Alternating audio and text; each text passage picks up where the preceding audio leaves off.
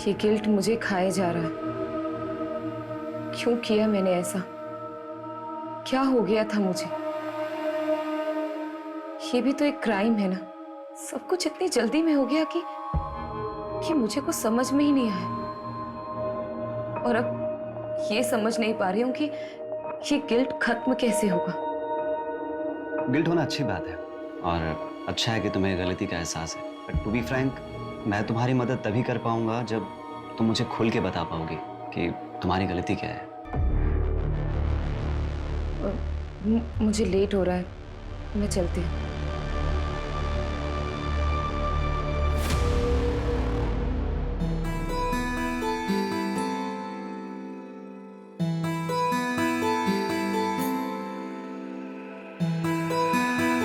Section में doctor Prabha के पास जा रही हूँ। मम्मी की रिपोर्ट्स दिखाने हैं, सेकेंड ओपिनियन ले रही हूँ। अबे तो काजल, मैं चलता हूँ ना साथ में।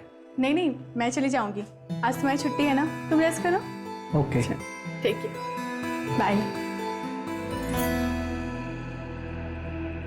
अनिल, ये तीनों पोस्टर्स ओके हैं। एक काम करो, इनकी आज ही प्रिंट निकलवाओ, ठीक है? और 20-20 फीट की होर्डिंग्स पूरे पुणे में लगनी चाहिए। अंडरस्टूड? नमस्कार रति मैडम। अरे गावड़े जी, आप कुछ काम था आपको? नहीं, काम तो नहीं था। योगेश हमारे छोटे भाई की तरह था, तो मैं सोचा कि खुद आकर के आपको प्यार से समझाऊं। तो एक कॉल ही कर लेते ना।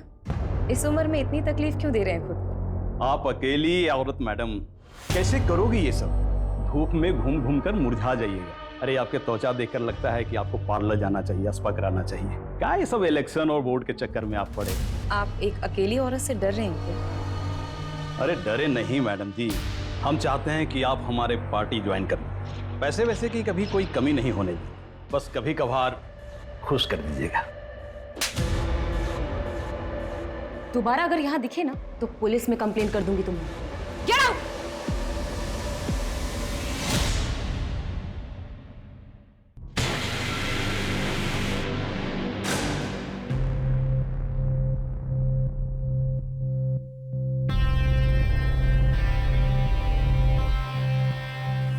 रति, कब तक हम ऐसे छुप छुप के मिलते रहेंगे? काजल प्लीज मुझे थोड़ा और टाइम दे दो। मैं अब तक उस गिल्ट से बाहर नहीं आ पा रही हूँ। कब तक तुम उस गिल्ट में रहोगी? तुम उस गिल्ट से इसलिए नहीं निकल पा रही हो क्योंकि तुम निकलना नहीं चाहती। और मुझे तो ऐसा लगता है कि तुम मेरे लिए सीरियस नहीं हो। नहीं काजल, ऐसी कोई बात नहीं है। मैं तुमसे बहुत प्यार करती हूँ। I love you so much. I love. तुम डिसाइड कर लो, तुम्हें मैं चाहिए या फिर तुम्हारे ये गिल्ट। तुम्हारे पास 1 हफ्ते का समय है। मैं कानपुर जा रही हूँ, मेरी माँ का ऑपरेशन है। काजल, धारा जल्दी करो, लेट हो रहा है। आ रही हूँ, 1 मिनट आ रही हूँ। ये लीजिए। क्या है? कैसे काम वाली जैसे कपड़े पहनती हो? थोड़ा तो मेंटेन रखा करो अपने आप को। कौन कहेगा डॉक्टर की बीवी? इसीलिए बाहर लेके नहीं जाता कहीं। वो आपको लेट हो रहा था ना, इसलिए ऐसे ही उठ के आपके लिए नाश्ता बहाने तो हजारों हैं तुम्हारे पास। जाओ चाय लेके। माँ मेरे लिए भी नाश्ता दे देगा। 10:30 बज गए, अब तेरी आँख खुल रही हो? देखो अपने साहब जा देखो। बोर्ड के एग्जाम है इसके और नींद पूरी नहीं होती इसकी। पापा बस करो ना। 98% मार्क्स नहीं आए ना तेरे, तब बताऊंगा तुझे। क्या करूंगा 98% लाके? मुझे डॉक्टरी नहीं करनी है, MBBS नहीं करूंगा, आर्ट्स करूंगा। आर्ट्स ऐसे ना फोर्स नहीं कर सकते हो मुझे। मेरी लाइफ पे ना कंट्रोल करना बंद करो। कर सकता हूँ। बापू तेरा कौन देगा तेरे आर्ट्स के पैसे? याद रखना, मेडिकल की पढ़ाई नहीं की ना तो इस घर से 1 पैसा नहीं मिलने वाला तुझे। ये बाप नहीं होता ना इधर ही लाफा खाता। अमीर क्या बोल रहा है?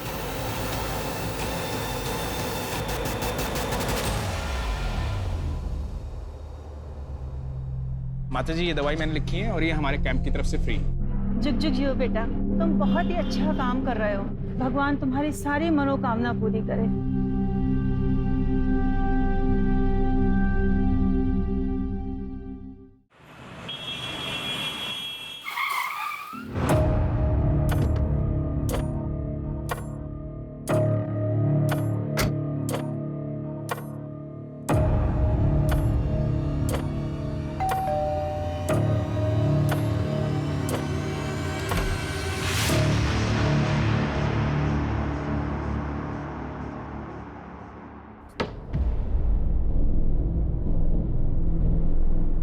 आप बैठो, मैं कॉफ़ी लेके आती हूँ।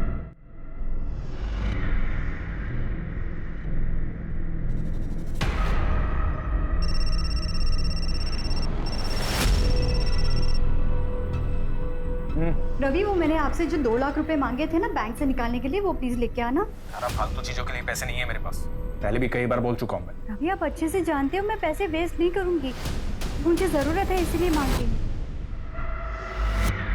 बाद में बात करता हूँ। अभी किसी पेशेंट के आया हूँ, तबीयत ज़्यादा खराब है उसकी, आने में लेट हो जाऊँगा।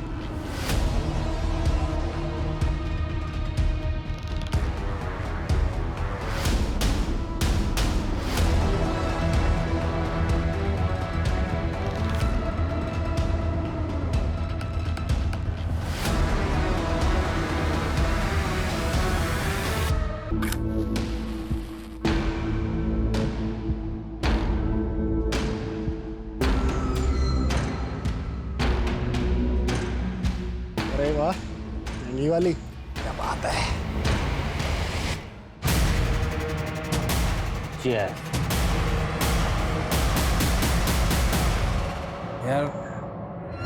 मेरी तो बस एक ख्वाहिश है, मुझे ना अपने बेटे को जोर से गले लगा के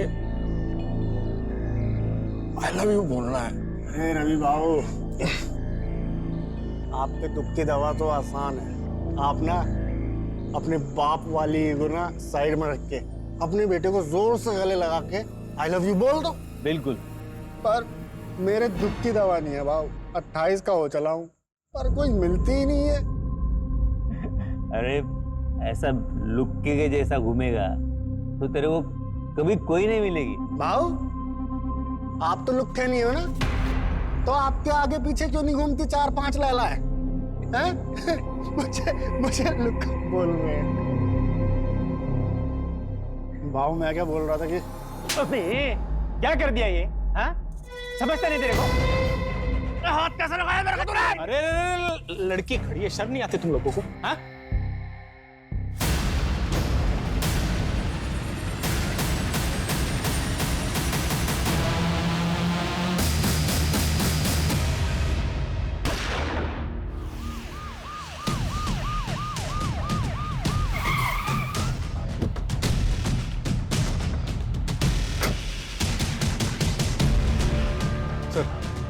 बड़ा ही अजीब क्राइम सीन है, देखिए।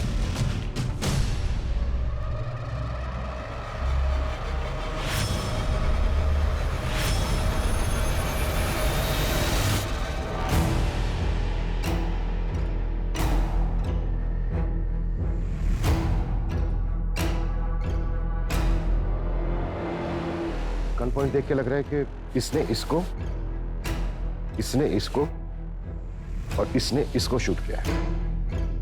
और सर, माहौल देखकर लग रहा है कि कल रात पार्टी चल रही थी। और देखकर यह भी लग रहा है कि ये काम एक दूसरे की सहमति से किया गया है। I mean, एक दूसरे की सहमति से एक दूसरे को शूट किया गया। मतलब मास सुसाइड। सर, ये 2 आईडीज मिले। इसका नाम प्रदीप शर्मा है और ये doctor Ravi. Doctor Ravi Yadav, Yadav hospital का मालिक। तुम जानते हो इसे? हाँ, काफी फेमस डॉक्टर है। और ये तीसरा कौन है? सर, इसके पास से कोई आईडी नहीं मिली।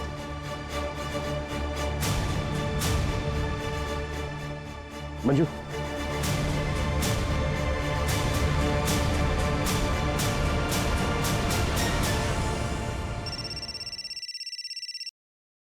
हेलो, क्या? माँ, क्या हुआ? समय, पापा।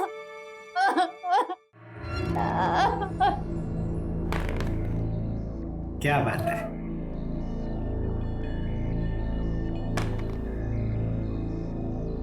पापा, आपका 1 आया था, आपने 3 क्यों चलाया? मैंने चीटिंग नहीं किया। आप चीटिंग कर रहे हो। चाय लो। आई देखो ना पापा, चीटिंग कर रहे हैं। क्या टिया, तू भी किसको बता रही है? ये तो खुद चीटर है।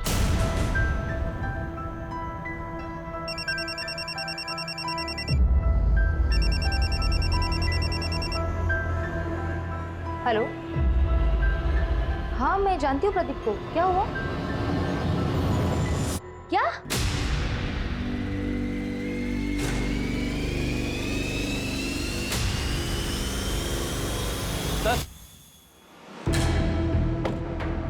सर ये रवि की सीढ़ियाँ है। इसमें एक नंबर मिला है जो आज सुबह से बंद आ रहा है। किसका नंबर है? सर जया कामली के नाम पर रजिस्टर्ड है ये। रेगुलर बातचीत होती थी? हाँ सर, दिन में 2-2 घंटे बात होती थी। सर तो कहीं ये डॉक्टर रवि का अफेयर तो नहीं चल रहा था? पॉसिबल है।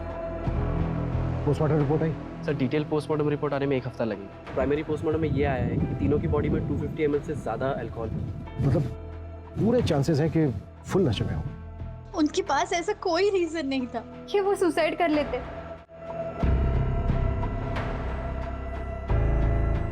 क्या आप लोग इन्हें जानते हैं? नहीं नहीं सर। नहीं। क्या इसको जानते हैं? नहीं जानते सर। जया कामली, शायद नाम सुना हो। नहीं जानते सर। श्योर? जी।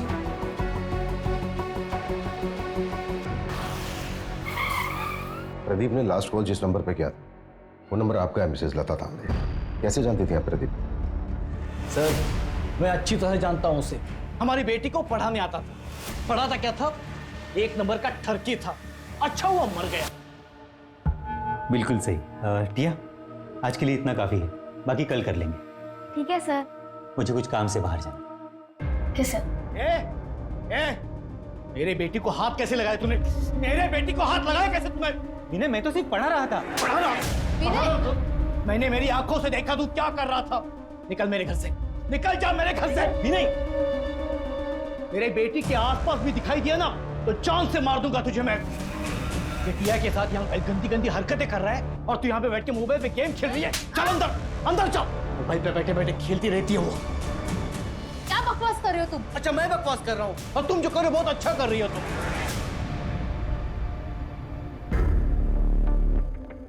सॉरी सर, वो थोड़े गुस्से वाले हैं। मंजू? यस। इन दोनों को देखिए। कभी आपने प्रदीप के साथ देखा है इन दोनों को? जानती हैं आप इन्हें? नहीं, मैंने नहीं देखा। प्रदीप की फैमिली में से जानती है किसी को? क्योंकि हम उसके घर पे गए थे, घर पे ताला लगा हुआ था और नेबर से भी हमें कोई खास इन्फॉर्मेशन नहीं। नहीं सर, उसने कभी कुछ बताया नहीं। शायद वो अकेला ही रहता था। अच्छा मिसेस तांबे, क्या आप कोई ऐसा रीजन जानती हैं जिसकी वजह से प्रदीप सुसाइड कर सकता है? नहीं सर, मैं अच्छे से जानती हूँ उसको। प्रदीप सुसाइड कर ही नहीं सकता। अपना वादा याद है ना तुम्हें? भूली तो नहीं? वरना मैं अभी भी पुलिस के पास जा सकती हूँ। नहीं, पुलिस के पास मत जाना। मैं रवि के अंतिम संस्कार में बिजी थी। मैं तुम्हारा काम कर देती हूँ। जल्दी करो, मैं और दिन ज्यादा वेट नहीं कर सकती हूँ। हाँ ठीक है।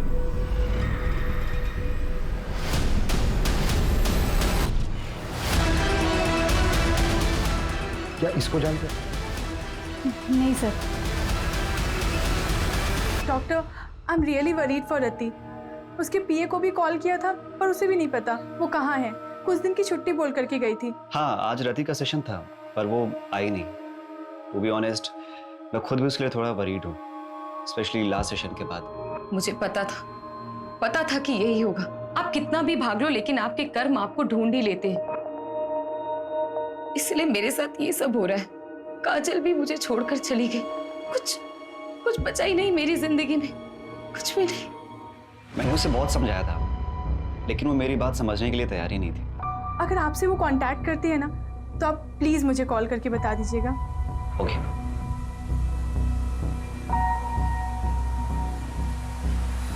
सर डॉक्टर रवि ने पाषाण में 3 करोड़ का फ्लैट बुक किया। 3 करोड़ का घर? जी।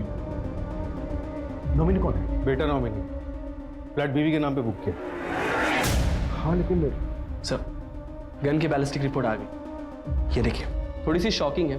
रवि के पास जो गन थी उससे एक भी बुलेट नहीं निकली। प्रदीप और जो अननोन विक्टिम मिला है उनके गन से एक बुलेट निकली। लेकिन गोली तो तीनों को लगी।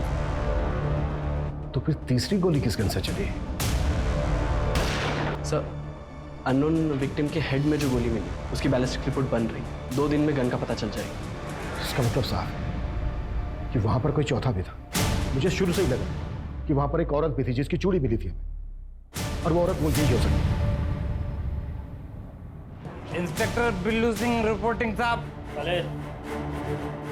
ए शामराव, लेकर जाओ इसको। हर हफ्ते का नाटक है। लॉकअप में डालो और शाम तक उसे छोड़ना। कल 1 minute Manju. Shamrao. Yes sir. इसको बाहर लेकर चलो। सूरज, बैंगलोर से लेकर। Okay sir.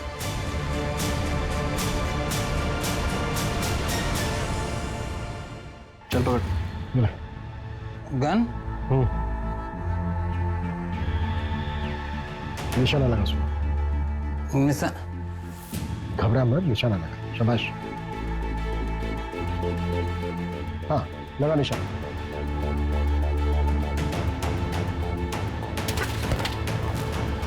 इसको तुरंत हॉस्पिटल लेके जाओ और इसका अल्कोहल कंटेंट चेक करो। क्विक।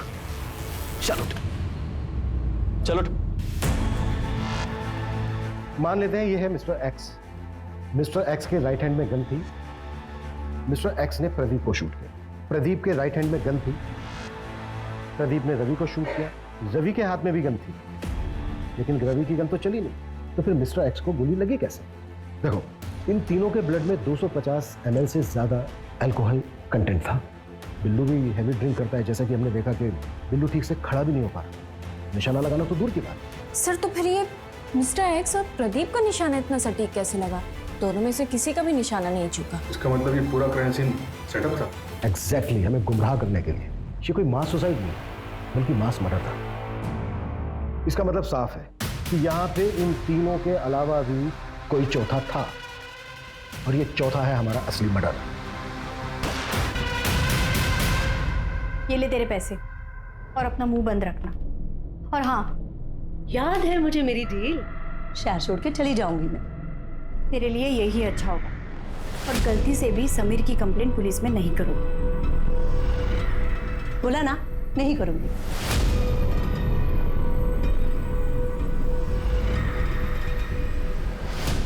सर, पहले डॉक्टर रवि की वाइफ धारा के कॉल रिकॉर्ड्स चेक किए। उसमें एक नंबर मिला है जो जया कामली के नाम पर रजिस्टर्ड। ये उसका दूसरा नंबर है।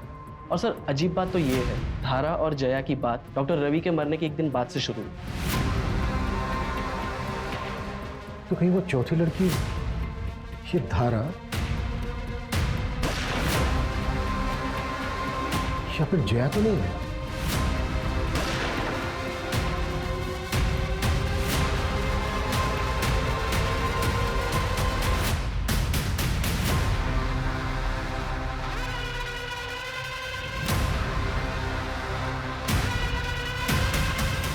जी, मैं जानती थी जया को। उसका रवि के पास इलाज चल रहा था। उसने रवि की मौत के बाद सांत्वना देने के लिए फोन किया था। जी।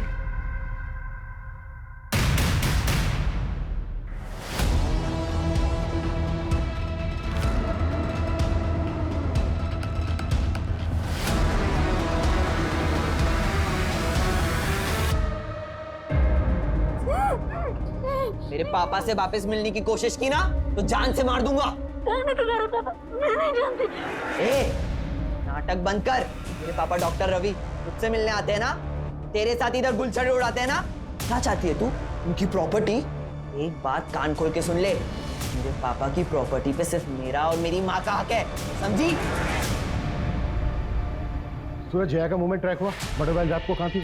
सर, जया का फोन तो उसके घर पे ही एक्टिव था, और कोई ऐसा क्लू नहीं मिला जिससे ये पता चले कि जया क्राइम साइट पे गई। जैसे क्राइम साइट पे जाने वाले सभी रास्तों का सीसीटीवी हम स्कैन कर रहे हैं। और सर, हॉस्पिटल स्टाफ से भी बात हुई।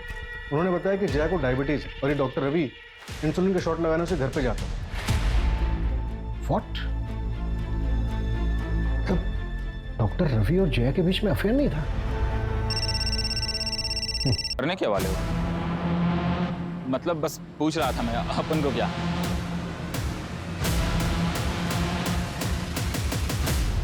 आलू? हाँ साहब, 3 लोग थे, 4 गन लेके गए और उनके पूरे सीट पे आलू भरे थे। ये जो तीसरा आदमी था, इसका क्या नाम बताया तुमने? अक्षय नाम है उसका, यही कोरेगांव पार्क में ही रहता है। मेरा एक दोस्त है जो उसका पड़ोसी है, तो उसी ने डील कराई थी। इस अक्षय का घर परिवार? घर परिवार तो नहीं पता साहब, लेकिन वो एड्रेस दे सकता हूँ। तो शायद ये मास सुसाइड ही था। शायद हाँ। गन इन तीनों ने खुद खरीदी। सवाल ये है कि चौथी गन किसके लिए खरीदी गई? तो शायद वो गन किलर के पास। इन तीनों ने और वो चौथा आदमी औरत जो भी कोई है, इन सब ने मिलकर ये प्लान किया होगा, और फिर ये चौथा शख्स बैकआउट करके आओगा। या फिर ये भी हो सकता है कि शुरू से इसका ये प्लान था। सवाल ये है कि ये चौथा शख्स कौन है, और उस चौथे शख्स का इन तीनों के साथ क्या कनेक्शन? सबसे पहले हम इस कनेक्शन को ढूंढना हो। और सर वो आलू जो शाहिद ने बताया था, इतने सारे आलू से तो समझ में नहीं आ रहा है। मैं तो बेहोश था हॉस्पिटल में, कल ही डिस्चार्ज हुआ हूं। मुझे तो पता ही नहीं था कि अक्षय इस दुनिया में नहीं। इस महीने मेरा ऑपरेशन है। 10,000 कम पड़ रहे थे, वो इसी जुगाड़ में लगा था। उसने जिंदगी में अपने लिए कुछ नहीं किया, मेरे पीछे ही परेशान रहता था। वो कभी आत्महत्या नहीं करेगा। देखिए चंदन जी, ये तो हम नहीं कह सकते, पर क्या आपकी जानकारी में कोई ऐसा है जो अक्षय को जान से मार सकता है? कोई ऐसा क्यों करेगा? सीधा साधा था मेरा बेटा, न नशा, न लड़की, न कोई और ऐश, सिर्फ मेहनत करना जानता था। चंदन जी, ये 2 लोग हैं जिनकी बॉडी हमें आपके बेटे अक्षय की बॉडी के साथ मिली थी। आप जानते हैं इन्हें? नहीं, मैंने इनको नहीं कभी देखा। ठीक है चंदन जी, अभी आप अपने घर जा सकते हैं। मंजू, गायकवाड़ को बोलो कि वो इनको इनके घर तक छोड़ दें।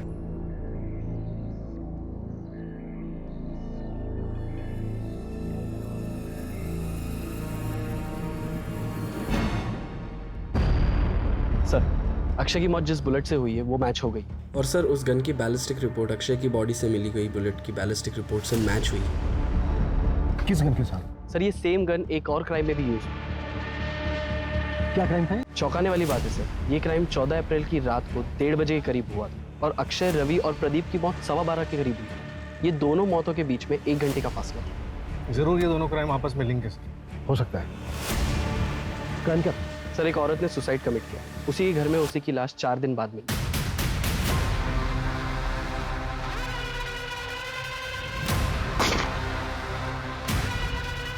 क्या यार रति, तुम रति उठो ना, रति उठो। रति, क्या हो गया तुम्हें? रति। रति जादव नाम था, कॉपरेटर योगेश यादव की बीवी। कॉपरेटर योगेश यादव, इसने भी सुसाइड किया था ना?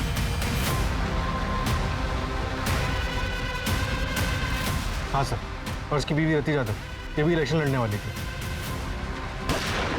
तो वो चौथी औरत रति थी। रति के केस ने ना और कंफ्यूज कर दिया है। 3 आदमी, 1 औरत। आखिर ये करना क्या चाह रहे थे? रति के हस्बैंड ने सुसाइड किया और बाकी के 3 विक्टिम। कहीं ये सब कुछ रति के पास से तो नहीं जुड़ा हुआ है? और सर, राति के पोस्टमार्टम के मुताबिक उसके बॉडी से भी अल्कोहल बरामद हुआ था, 126 ml। फिलहाल हमारे लिए यही जानना जरूरी है कि इन चारों का आपस में लिंक क्या था। क्या ये चारों एक दूसरे को जानते थे? सर, अफेयर का भी एंगल हो सकता है। पॉसिबल है, पर सवाल वही है कि किसके साथ? हो सकता है एक के साथ, हो सकता है तीनों के साथ, और यही झगड़ा जलन इन मर्डर्स की वजह बनी। पॉसिबल है। अच्छा, रति यादव की बॉडी किसको मिली? सर, रति यादव के psychiatrist doctor Nirav.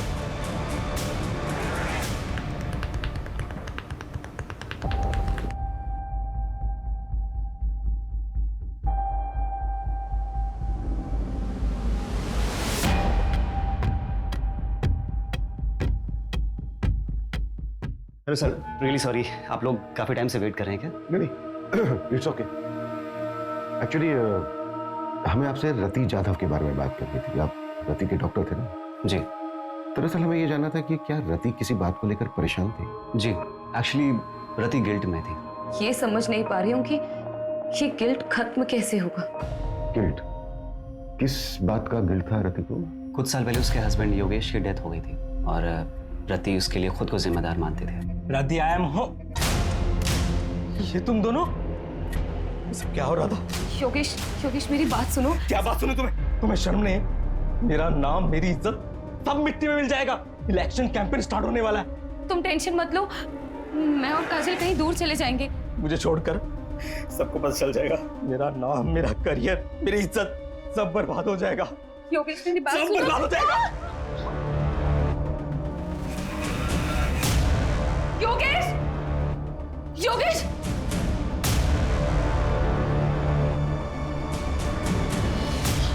Yogesh! Yogesh! Ambulance को कॉल करो जल्दी। योगेश! योगेश!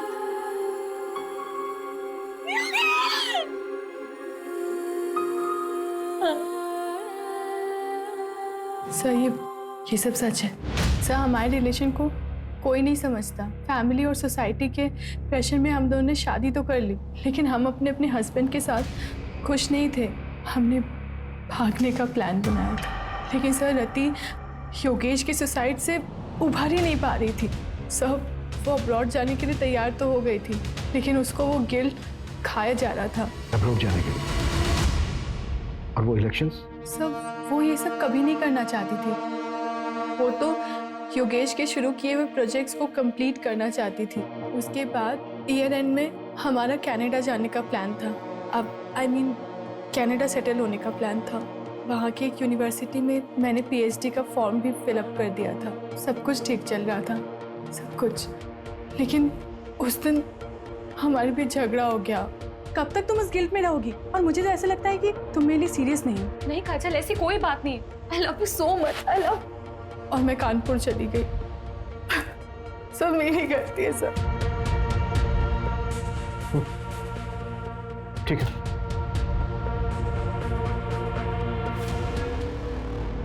सर, प्रदीप ने मार्केट से 10 लाख रुपए उठाए थे और सर प्रदीप की लोकेलिटी में एक ज्वेलरी शॉप है, उसने वहां से 20 लाख के गहने ऑर्डर किए थे और सर उसने दुकानदार से कहा था कि वो अपनी बेटी के फ्यूचर के लिए इन्वेस्टमेंट करना चाहता है।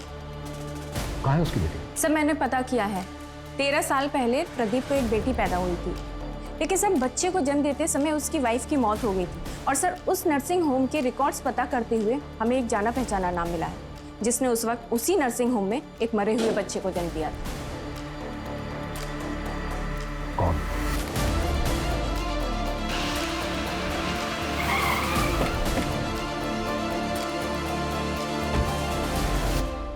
क्या मेरी बेटी टिया मेरी बेटी नहीं है, उस प्रदीप की बेटी है? ये बात तुम्हें पता नहीं थी?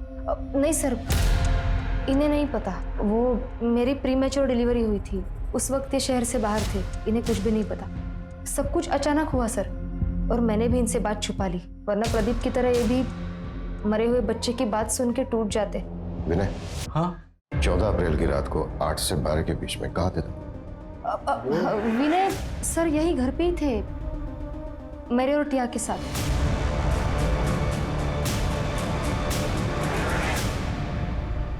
सर, रति के बैंक रिकॉर्ड्स चेक करके पता चला है कि कनाडा की एक यूनिवर्सिटी में उसे 30 लाख रुपए की फीस भरी और अगले महीने उसे 70 लाख रुपए और भरने थे। प्रदीप ने 20 लाख रुपए के गहने ऑर्डर किए थे और डॉक्टर रवि ने 3 करोड़ का फ्लैट बुक किया। ये लोग इतने बड़े इन्वेस्टमेंट कर रहे थे, जबकि इनके अकाउंट में पेमेंट करने के लिए पैसे नहीं थे।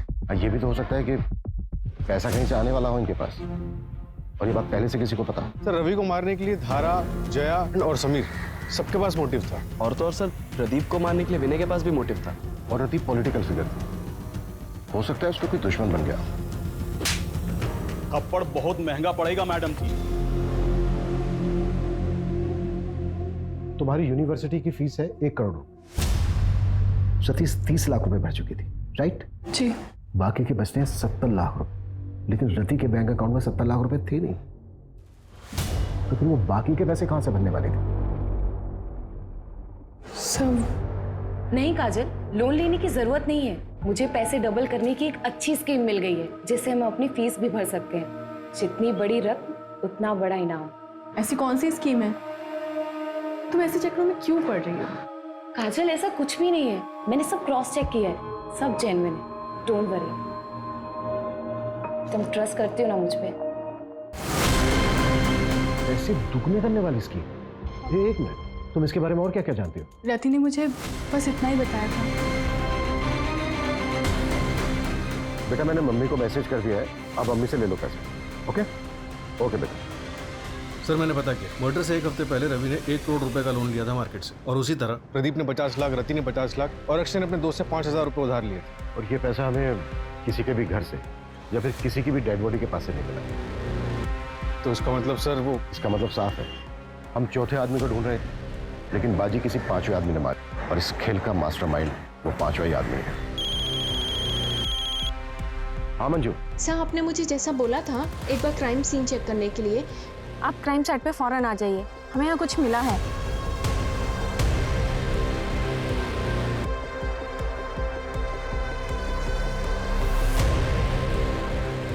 सूरज,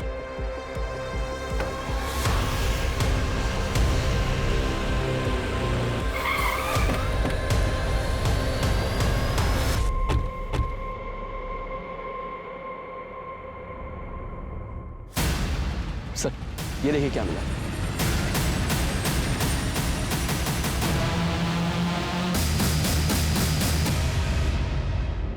ये चल क्या रहा है यार? जमीन के अंदर मटकों में आलू। गन सेलर शाहिद ने उन तीनों को गन बेचते वक्त उनकी कार में बहुत सारे आलू देखे थे। Right sir. 4 डेड बॉडीज, इतने सारे सस्पेक्ट्स, पैसा दुगना करने की स्कीम। मुझे पैसे डबल करने की एक अच्छी स्कीम मिल गई है। मास सुसाइड करने का नाटक। और ये जमीन के अंदर इतने सारे मटकों में दबे हुए आलू। सूरज, हमें उस 5 आदमी को जल्द से जल्द ढूंढना होगा।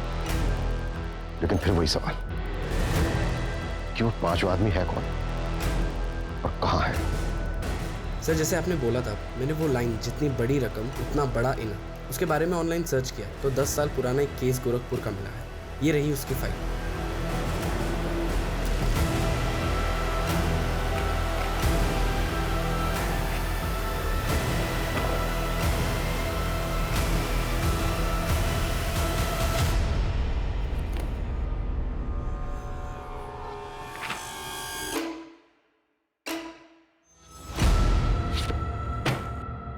दस साल पहले देव श्रीवास्तव ने पोंजी स्कीम बनाई थी और सबको लूट-लाट कर भाग गया था। ये केस सीरियस तब हुआ जब 2 भाइयों ने सुसाइड कर लिया। पुलिस ने खूब पूछताछ की थी देव श्रीवास्तव से, लेकिन उसके खिलाफ कोई सबूत नहीं मिला। फिर भी मैं गोरखपुर पुलिस से कांटेक्ट करता हूँ, पता करता हूँ कि देव श्रीवास्तव आजकल है कहाँ, है भी या नहीं। क्विक। सर, देव श्रीवास्तव 4 साल पहले मर चुका। एक और डेड है? नहीं सर, देव का एक बेटा है जो 2 साल पहले यहीं पुणे में शिफ्ट हुआ था। इसका हमारे किसी सस्पेक्ट के साथ कोई कनेक्शन है? हाँ सर, ये देखिए।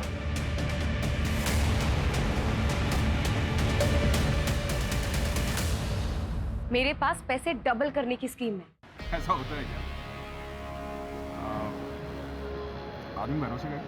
हाँ, मैं उसे अच्छे से जानती हूँ, लेकिन एक आदमी और चाहिए विधि के लिए। वो तो मैं ले आऊंगा। अरे पर पैसे लेके भाग गया तो?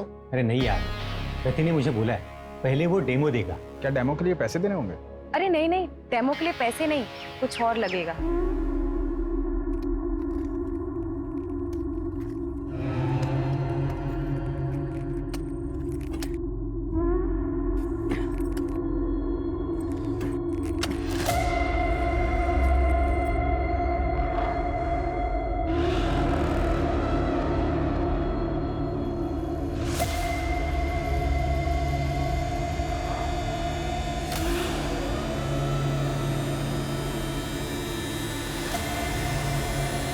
अब क्या करना है?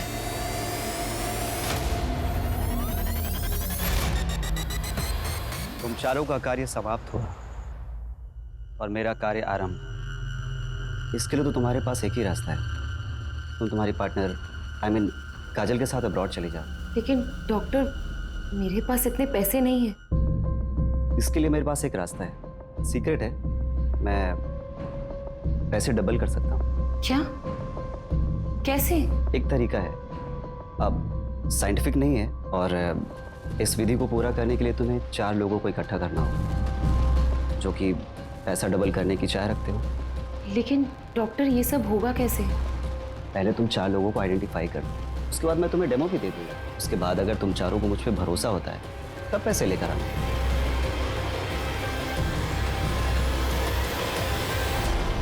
मुझे वरदान है कि मैं जरूरतमंद लोगों के पैसों को 2 गुना कर सकता हूँ।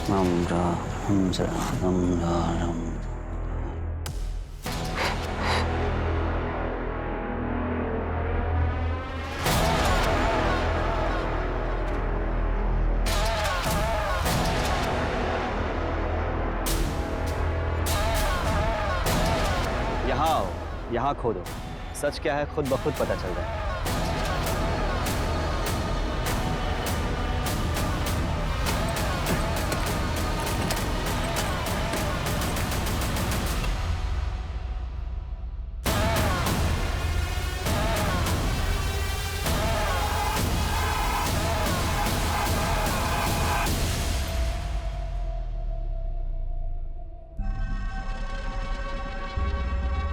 बाबा, आपने तो चमत्कार कर दिया। हम पैसे भी लाए, उन्हें भी आज दोगुना कर दो। पैसों को दोगुना करने के लिए इससे भी मुश्किल विधि करनी पड़ी। मैंने रति को बताया था, इसके लिए शस्त्र की भी पूजा होती है।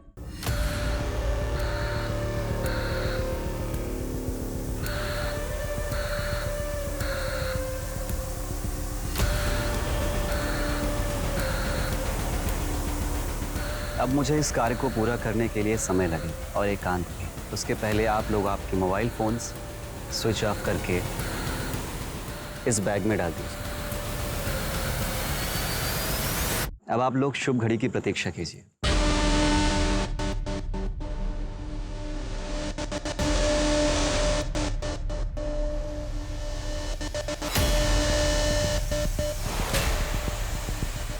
भाव मैं क्या बोल रहा था कि अरे क्या कर दिया ये? हाँ? समझता नहीं तेरे को? हाथ कैसे लगाया मेरे को तूने? छोड़ो यार, छोड़ो। क्यों झगड़ा कर रहे हो तुम दोनों? अरे दे दारू पियो ना।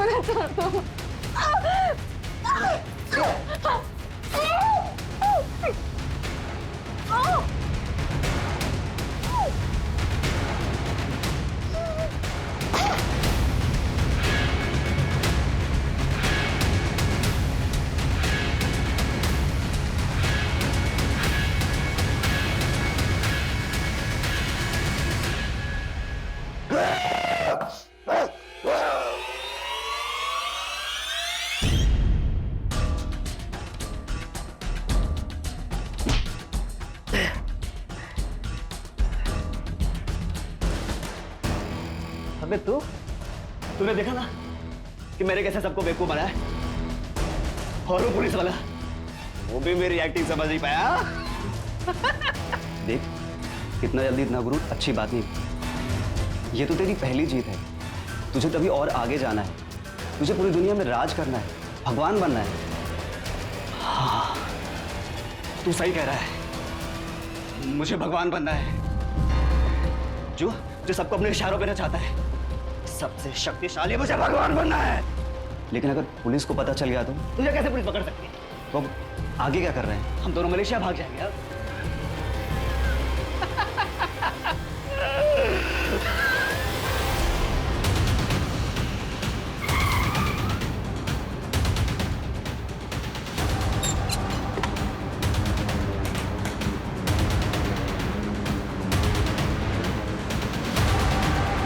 सूरज, पूरे शहर में मुझे नाकाबंदी चाहिए। हर जगह पर मेरा की फोटो खिंचवाओ, खास करके शहर के बॉर्डर।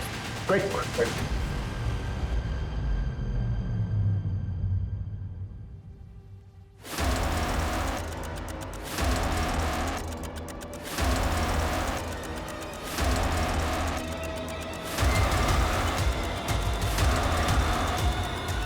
आप लिसन, तुम रूम में जाके शैंपेन निकालो। ओके। मैं बस 2 मिनट में आया। मैं बस 2 मिनट में आया। 2 मिनट नहीं बेटा, तेरे को बहुत लंबा समय लगने वाला है। अब लेके चलो इसको। अरे सर मेरी बात। सर मार लेना, जी भर के मार लेना। लेकिन पहले ये तो बताओ कि मुझे ढूंढा कैसे? मैरी गोल्ड, यही पोस्ट कार्ड था ना तेरे केविन की वॉल पर? पहले हमें लगा कि ये कोई होटल है। पिछले 6 महीने में कम से कम 60-70 होटल गए होंगे, पर तू कहीं नहीं मिला। फिर हमें पता चला ओ नहीं, ये कोई होटल नहीं है, बल्कि ये तो मुंबई का एक्सक्लूसिव मेंस सीक्रेट क्लब है। एक पोस्ट कार्ड से क्लब तक पहुंच गया। तुझे क्या लगा तू ही जीनियस है? तेरे जैसे फ्रॉस्टर्स अपनी झूठी शान में पैसा उड़ाने के लिए एक क्राइम करते हैं। फ्रॉड में जीनियस हूं मैं। अपने इशारे पे लोगों को नचाता हूं, और वो चारों तो अपने लालच की वजह से मारे गए। मेरा उसमें कोई रोल नहीं। वो चारों लालची, और तू निर्मोही जिसे कोई मोह नहीं। अरे तूने तो उस अक्षय तक को नहीं छोड़ा। वो बेचारा 5000 रुपए डबल करना चाहता था, पता है क्यों? ताकि वो अपने बीमार बाप का ऑपरेशन करा सके। आत्मी लक्ष्मी को कौन जाने देना चाहता है? मैंने तो बस एक शतरंज की खेल की तरह जाल बिछाया, जो फंसा हो गया। बेटा अब हम तुझे भी नहीं जाने देंगे। अब अपनी पूरी जिंदगी जेल में खेलना था। ये बता तू आलवों को डबल कैसे करता था? वो तो मैं पहले से गाड़ के रखता था, पर लालचियों को मेरी ये मामूली सी ट्रिक भी समझ में नहीं आई।